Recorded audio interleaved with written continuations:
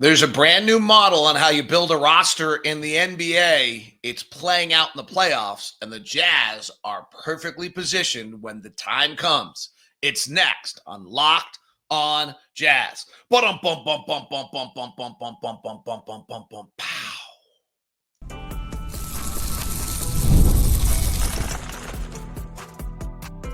You are Locked on Jazz, your daily podcast on the Utah Jazz. Part of the Locked On Podcast Network, your team every day. How are you? I am David Locke, radio voice of the Utah Jazz, Jazz NBA insider. This is Locked on Jazz, your daily podcast on the Utah Jazz, giving you insight, expertise, geeky numbers, and hopefully making it way better to be a Jazz fan each and every day. Thank you so much for making Locked on Jazz your first listen of the day. We are free and available on all podcasting apps as well as on YouTube. Today's show is brought to you by the Amazon Fire TV stick. This episode, Amazon, turn your TV into an Xbox, no console needed. Head to Amazon.com, Fire TV. Let me say that again. Amazon.com/Fire TV. Lock. Did I get that right? Amazon.com/Fire TV. Locked on to learn more. Wow. It's funny. I'm recording like 40 minutes earlier than usual. I wonder if it just knocked off my whole cycle. Amazon.com/Fire TV. Locked on. All right, here's today's show. We'll do a little late game watch about the Lakers collapse and how LeBron and Luka didn't work. Minnesota advancing last night. There was not a late game watch in the blowout between the Rockets and the Warriors. Not a surprising outcome there. We'll look at draft prospects as we've continued to, but we're starting with the fact that it is clear that the first apron, second apron, new collective bargaining agreement of the NBA has got a brand new way for you to build teams and a brand new way you have to build teams. And there are models that don't work anymore.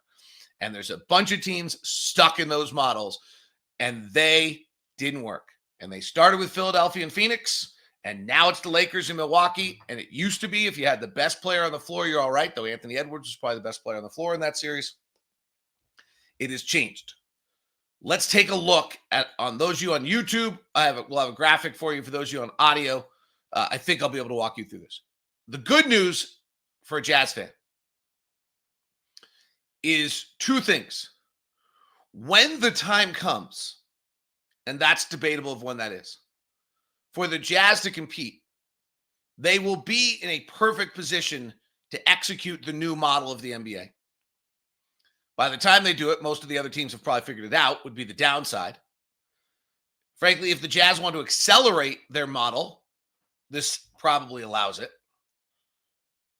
And it gives them an opportunity. So let's run into this for a second.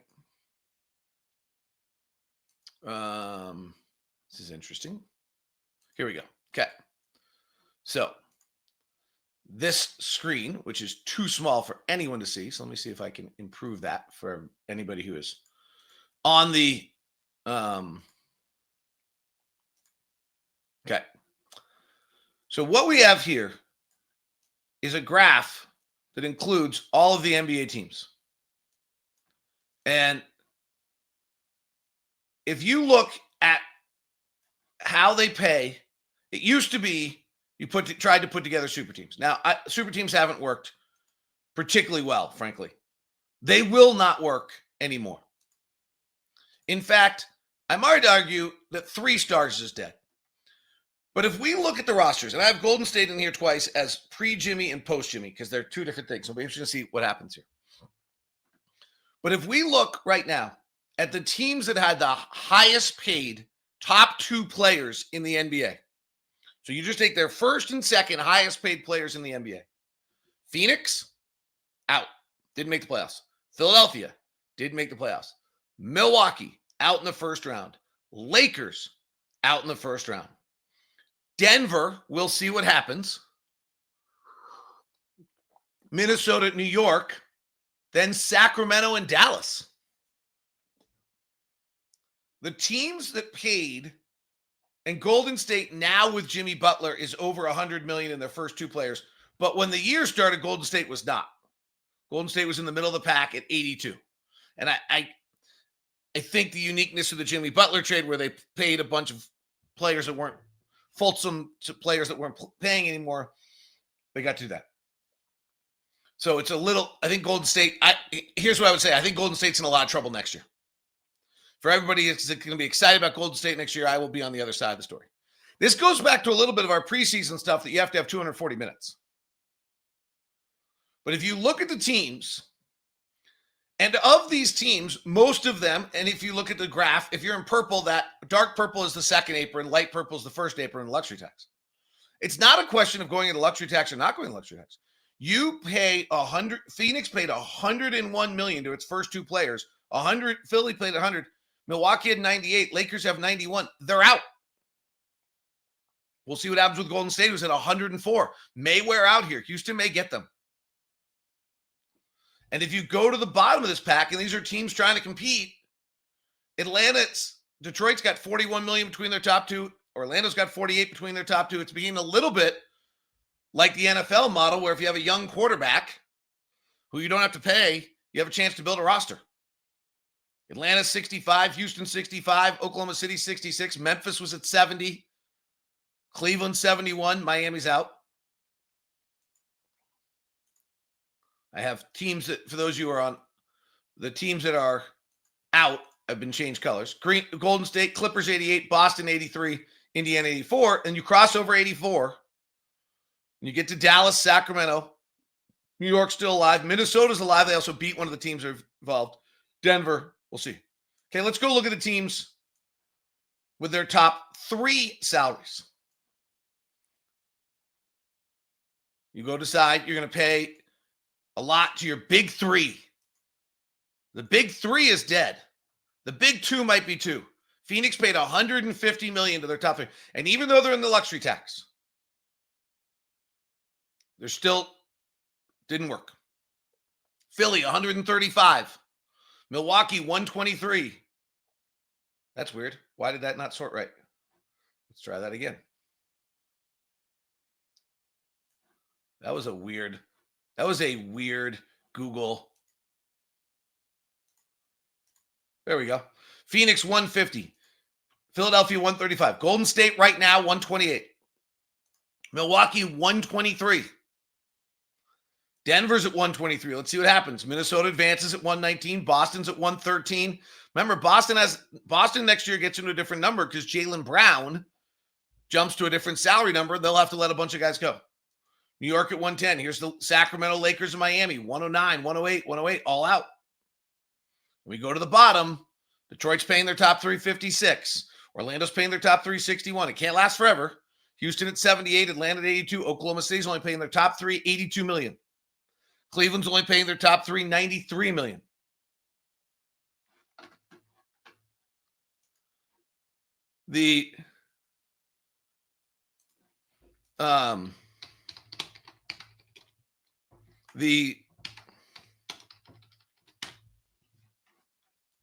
Sorry, there was a decision being made on our network of what we were doing for our locked player of the day, and they wanted to go with Amon Thompson. And if they don't go with Rudy Gobert, people are going to get fired.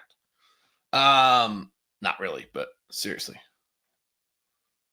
Here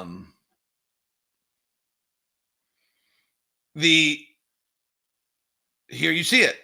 Denver, Minnesota, Boston, New York, Golden State are all in the 120s, and they seem to be all right. We'll see. But Milwaukee was at 123 and gone. The answer might be that you have to pay your supporting cast now. Now, how that's a twist on the NBA is the answer now that you have to pay your supporting cast. Well, here's the teams that are paying their supporting cast of players right now. Houston's paying $90 million for anybody who's not in their top three.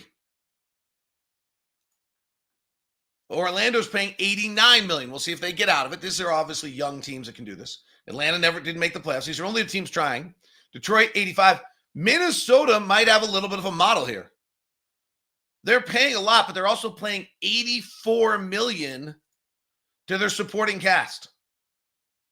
Oklahoma City's paying $83 million to their supporting cast. Boston's paying $80 million to their supporting cast. Lakers were at $80 million. New York's at 79. Cleveland's at 77. Dallas was at 75. They're out. Philadelphia was playing $35 million of their supporting cast. Golden State might get away with it right now, but next year they're in trouble. They're only paying $49 million of their supporting cast. Denver's only playing $59 to their supporting cast. Milwaukee is paying $59 of their supporting cast. Phoenix and Sacramento only played $64 and $60 to their supporting cast.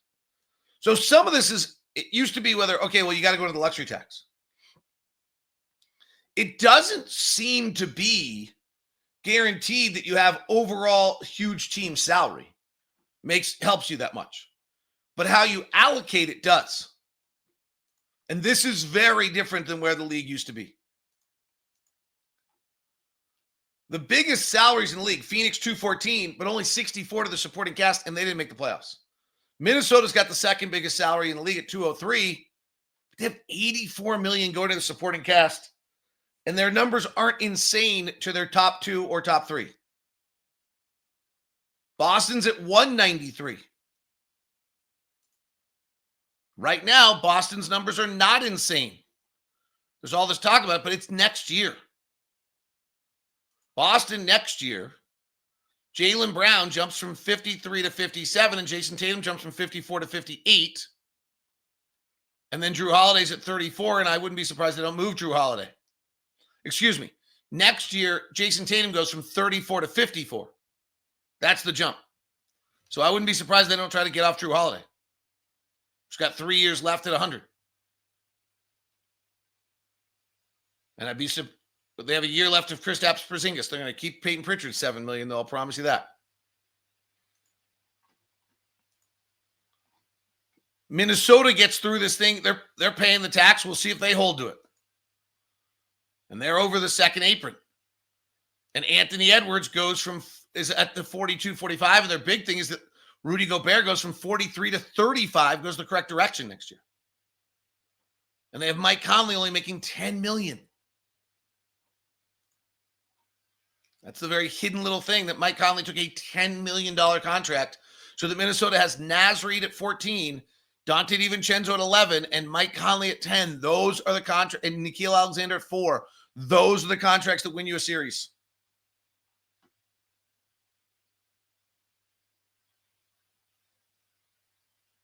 If you look at the highest salaries here,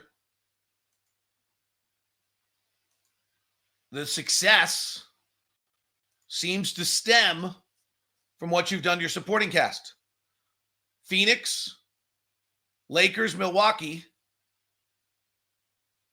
all in the luxury tax, all spending money. Lakers did spend $80 million on their supporting cast. Milwaukee, 59. Phoenix, 64. They spent the least amount. They're in trouble. Denver's on the ropes still, up 3-2 with Jokic. But that $59 million is going to come back to bite them. The answer is not clear because those middle of the pack teams, you can see, have all been eliminated also. But Philadelphia, 35 of their supporting cast. Sacramento, 60 on their supporting cast. Memphis is really interesting because Memphis is sitting here on the verge of having to pay their players, and they're going to be the first team in the NBA that has to make a decision on this. I'll elaborate when we continue on today's edition of Locked On Jazz, plus draft prospects coming up. Today's edition of Locked On Jazz is brought to you by the Amazon Fire TV Stick 4K. It's pretty great. So the old days, and actually I see it all the time with our players, when they wanted to go take their video game console somewhere, they literally have another piece of luggage, all of them. So the Fire TV Stick is actually also an Xbox. You can turn any TV into your gaming and entertainment hub with a Fire TV Stick 4K device. If you got a buddy who doesn't have a setup, just take your 4K stick. Grab your paired controller, subscribe or sign into Xbox Games Pass Ultimate with the EA Play included, and you're ready to go. Dive into hundreds of premium titles, including EA Sports College Football 25 to Call of Duty, as easily as you stream your favorite shows. So, what if you could jump into your favorite Xbox titles without needing your console in every room? How do you game when you're not in front of your main setup? Hotel stays, family visits, even just your own bedroom, or just visiting a buddy or going over a friend's house. Fire TV Stick 4K makes it possible to keep playing from almost anywhere. Already have a console? A Fire TV Stick 4K device is more affordable and easier to travel with, allowing you to take yours or your kids' games wherever you plug in. Ever want to try out Xbox games without big upfront investment in a console? Fire TV Stick 4K can be a low-pressure way to start exploring. It is all at Fire TV. So head to Amazon.com/Fire TV Locked On to get started. Xbox Game Pass Ultimate subscription and compatible controller required. Available on select devices, including Fire TV Stick 4K 2nd Gen, Fire TV Stick 4K Max 1st and 2nd Gen, and Fire TV Cube 3rd Gen. Fire TV takes you mobile. Go to Amazon.com/Fire TV. Amazon.com/Fire TV no, not another slash. Amazon.com Fire TV Locked On. Man, I cannot get that right.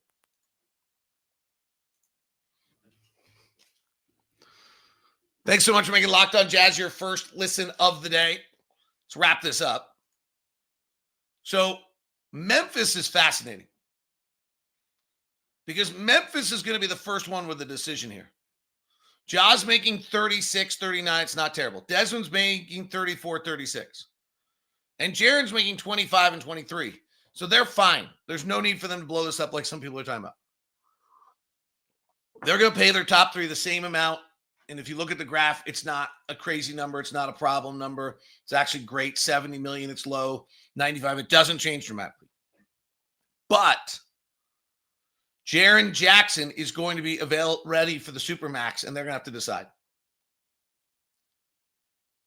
So it's pretty clear you're still spending.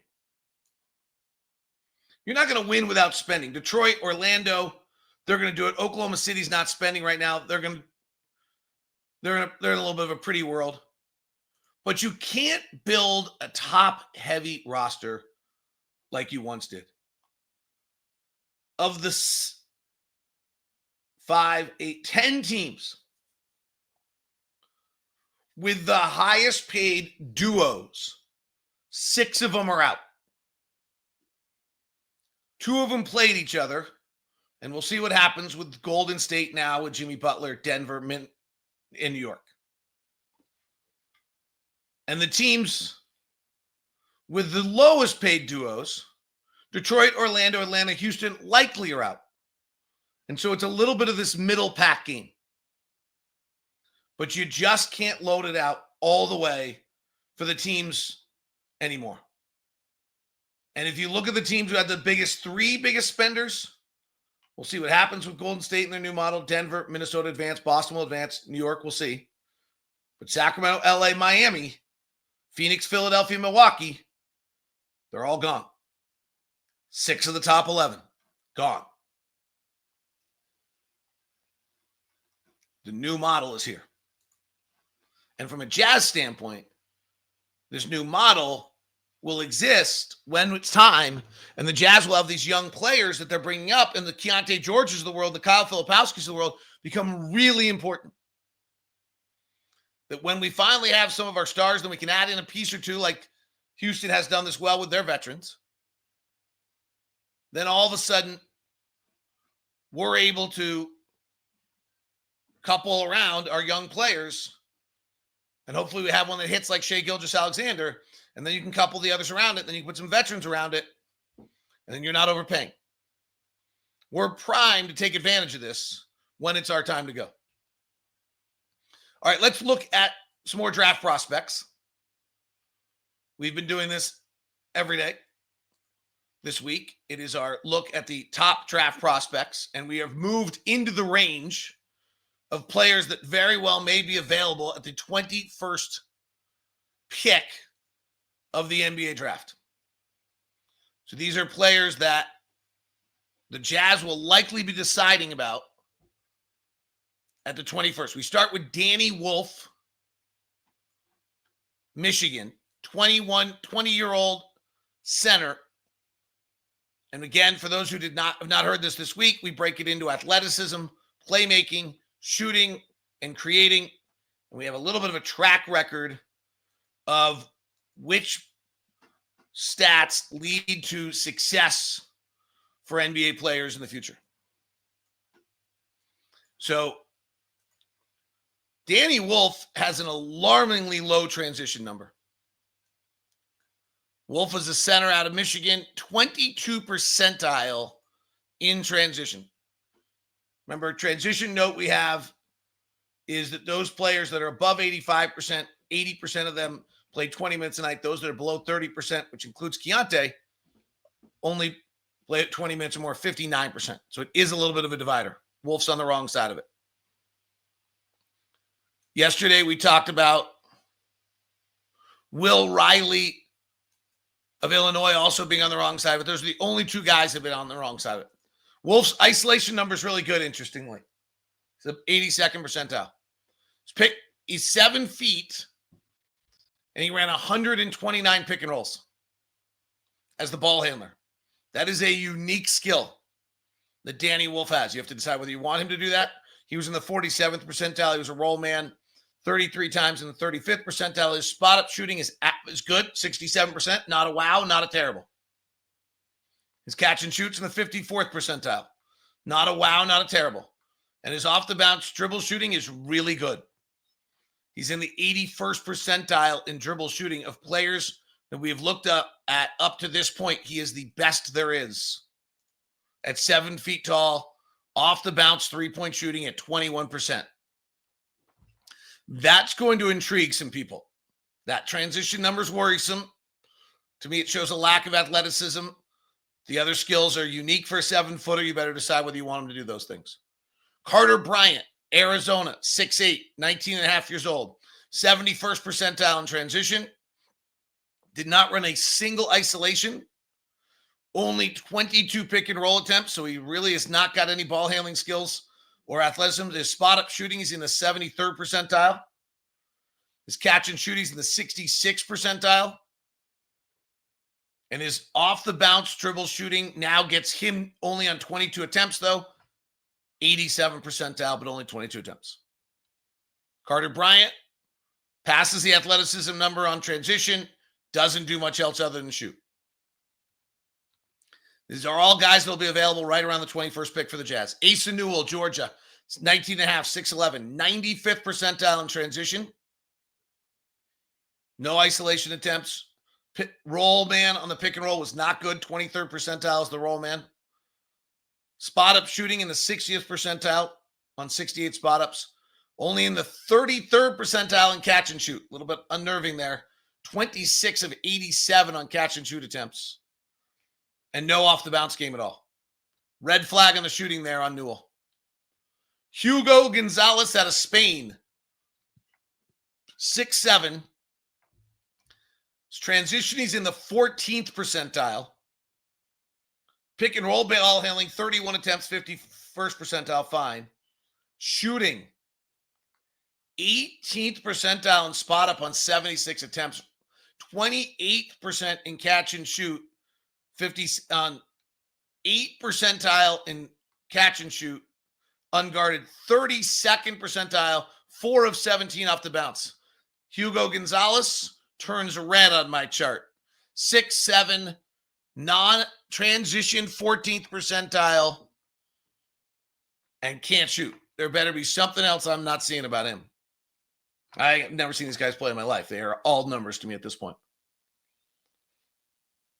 We'll continue with two more, Ben Sarif and Thomas Sober out of Georgetown.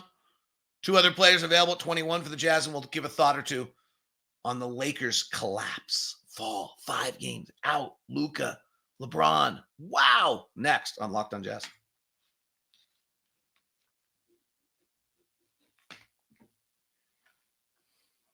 Thanks so much for tuning in to Locked On Jazz today, making Locked On Jazz your first listen of the day. Continue with our draft prospects. If you go back throughout the week, by the way, we've done all the other players ahead of these players in the draft. All right, Ben Sarif, Germany, a 6'6", 19-year-old, transition percentile, 37 percentile on 100 attempts, an incredible 104 isolation attempts. Ace Bailey had that many. Trey Johnson had that many, 55th percentile. Pick and roll ball handler, 42nd percentile on 225 pick and rolls. The only guy that had more was Nolan Traore out of France. Jeremiah Fears at 218. Kasparis had 203. He was in the 42nd percentile. None of the guys who run that many stay in that good a percentile. Spot up percentile is in the 59th percentile on 86 attempts. Catch and shoot, he's in the 76th percentile. And off the bounce shooting, he's in the 74th or off the bounce shooting, he's only in the 34th percentile and 53 of 159. I'm a little intrigued here. 6'6", 19 years old. I need to know more. I don't know what level league he played in. He's not dominant. He's not blowing your mind off anything. He has no red flags. The catch and shoot number is interesting. He didn't do a lot of it at 56 catch and shoots. His off the bounce numbers are not great. 34% is a little unnerving. But the amount of volume is really interesting to me on this 19-year-old out of Germany. Thomas Sobar, Georgetown, 19 years old, 6'10". Few transition opportunities in the middle of the pack. No ball handling at all. He was purely a roll man. He was terrible at it. He's in the 19th percentile. His spot-up shooting, which he only did 21 times, is in the 45th percentile. His catch and shoots in the 6th percentile. Okay, having never seen anything of these players, I'm totally lost on what this Thomas Sobar did. At 6'10", he better be I don't know. And his off the bounce shooting, he didn't take one. So Thomas Sobar at Georgetown, 19 years old, 6'10", numerically shows just very, very little. And we'll take one more player today so that we can finish it up tomorrow. Nique Clifford out of Colorado State. He's a little older, 20.6 years old, 6'6". 76th percentile in transition on 75 attempts. 95th percentile in isolation on 52 attempts. So of the 17 players we've ever had that are isolation players that are above the 90th percentile, 60% of them become rotation players. There's something there. He's the only player in this draft other than Will Riley of Illinois also, who's in the 90th percentile. He's also in the 95th percentile in pick and roll ball handling on 139 attempts. Now, I've shared with you that pick and roll ball handling above the 85th percentile actually doesn't always yield to great success. But if we take a second and try to look for that combination, because this is interesting, and maybe this is the 21st pick for the Utah Jazz, and I'll take a 6'6" guard. I got no problem with that. Is looking at guys who've both been good at isolation and pick and roll over the years. What you find out on those players is that this is a pretty unique combination. So the best isolation players we've had that were also good pick and roll players are Emmanuel Quickley, Desmond Bane, Dylan Windler, who did not make it, David Roddy, Terrence Shannon Jr. was very old and also has been relatively good. And in limited times on pick and roll, Zion Williamson. Emmanuel Quickley but here's what's interesting. Emmanuel Quickley only ran 34 pick and rolls. Desmond Bane only ran 91. He's this Clifford kid ran a lot of pick and roll. Jalen Hood-Schifino, this should scare us, ran 213 pick and rolls, but only 16 isolations. Clifford's got 52 isolation attempts and 139 pick and roll attempts. The only guy who is close to that is Cole Anthony, but his pick and roll game was terrible. Cam Whitmore was like that, but his pick and roll game was terrible. Terrence Shannon had that combination. His pick and roll game was very good. But very few of them have this combination. He's really interesting. This numerically, I don't know anything about Nique Clifford out of Colorado State, but it jumps out at me. Shooting, he's in the 42nd percentile in spot up, but he's in the 71st percentile in catch and shoot. And his dribble off the bounce is in the 88th percentile.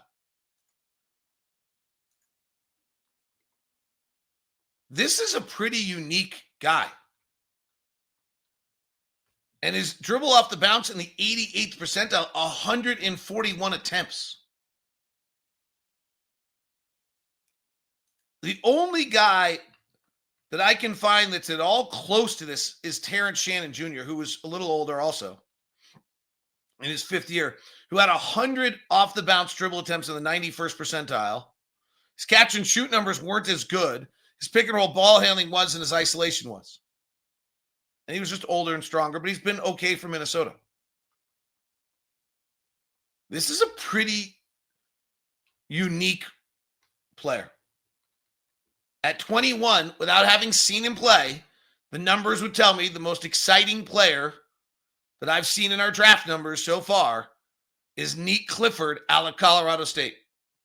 Chat room can tell me all about him. I'm sure you guys have seen him. I've never seen a second of him. But he goes to green on my board. Our board of green right now, Cooper Flagg, Dylan Harper, Trey Johnson, Jace Richardson, and Nique Clifford. Time's up. The mystery is how the Lakers couldn't score late and why the Lakers ran no offense at all and never got near the rim in any of those games late. And then when they did, they missed layups. The game ended on Luka's missed layup last night and followed by Mike Conley's 3. And they missed some layups before that. Pretty interesting. The Jazz, we did not do our Fanspo lottery, Jazz fans. I didn't want to leave it out. So let's leave the show today with your lottery share of the day. Here we go. We close the show today rather than doing it our regular time with the lottery. We should start with San Antonio, Atlanta, and Dallas. San Antonio 14, that is correct. Atlanta 13, that is correct. Chicago 12, that is correct. Dallas should be 11, that's correct.